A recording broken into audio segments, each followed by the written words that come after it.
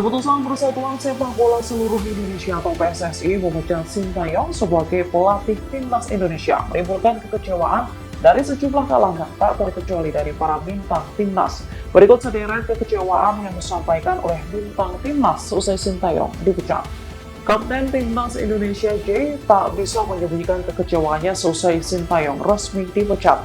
Melalui unggahan Instastory-nya Senin 6 Januari 2025, J terlihat turut mengucapkan pesan haru kepada Sintayong. Marcelino Ferdinand turut memberikan komentarnya. Tak sekedar memberi ucapan terima kasih, ia juga turut Download Tribun X sekarang, menghadirkan lokal menjadi Indonesia.